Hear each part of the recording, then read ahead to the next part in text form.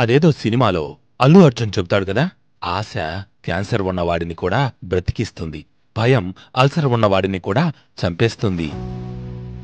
ఆశావాదం రేపు బాగుంటుంది అన్న నమ్మకం మనిషికి లేకపోతే అతడు ఈరోజే చావడానికి వెనకాడకపోవచ్చు. ఆశ మనిషిని బ్రతికిస్తే నిరాశ చంపేస్తుంది. ప్రతి పరిస్థితికి రెండు పరిణామాలు ఉంటాయి. ఒకటి గెలవడమైతే, రెండు ఓడిపోవడం. ఒకటి లాభమైతే, మరొకటి నష్టం. ఒకటి సంతోషాన్ని కలిగిస్తే, ఇంకొకటి విచారాన్ని మిగిలుస్తుంది. ఫలితం మన చేతుల్లో లేదు కదా అని ఏ ప్రయత్నమో చెయ్యకుండా ఆగిపోయేవాళ్లు కొందరు, ప్రయత్నించి ఓడిపోయేవాళ్లు మరికొందరు. ఏది ఏమైనా నమ్మకంతో పోరాడి చివరకు విజయం సాధించేవాళ్లు మరికొందరు.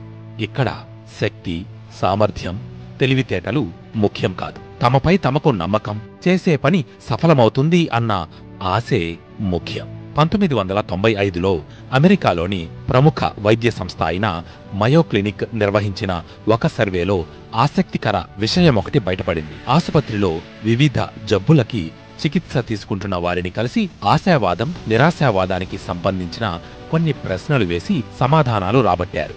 వచ్చిన ఫలితాలు అందరినీ ఆశ్చర్యపరిచాయి. నిరాశావాదులు నిర్ణయించిన సమయానికి ముందే మరణించారు. ఆశావాదులు నిర్ణయించిన సమయాన్ని దాటి జీవించి జబ్బుల నుంచి పూర్తిగా ఉపశమనం కూడా పొందారు. ఆశావాదం అంటే సానుకూల దృక్పథంతో ఆలోచించడం, చెడులో కూడా మంచిని చూడడం. ఇక నిరాశావాదం అంటే మంచి కంటే ఎక్కువ చెడే ఆలోచించడం. మనం తలపెట్టిన కార్యం విజయవంతం కావాలా లేదా, సత్ఫలితాలు వస్తాయా రావా అన్నది మనం ఆశావాదంతో ఆలోచిస్తున్నామా లేదా నిరాశావాదంతో ఆలోచిస్తున్నామా అన్నదానిపై ఆధారపడి ఉంటుంది. విద్యారంగంలో అంబేద్కర్, అబ్దుల్ కలాం వంటి వారు, పారిశ్రామిక రంగంలో అంబానీ, దేశ స్వాతంత్ర్య విషయంలో మహాత్మాగాంధీ లాంటి వారు ఆశావాదాన్ని పెంచుకోవడం ద్వారానే వారు అనుకున్నది సాధించారు. అద్భుత వ్యక్తులుగా పేరుగాంచారు. కాబట్టి మనం కూడా వాళ్ళలా ఉన్నత విజయాలు సాధించాలంటే సానుకూల దృక్పథం అంటే ఆశావాదంతో జీవించాలి. అదేదో సినిమాలో అల్లు అర్జున్ చెబుతాడు కదా, అదే ఆశ క్యాన్సర్ ఉన్నవాడిని కూడా బ్రతికిస్తుంది, భయం అల్సర్ ఉన్నవాడిని కూడా చంపేస్తుంది.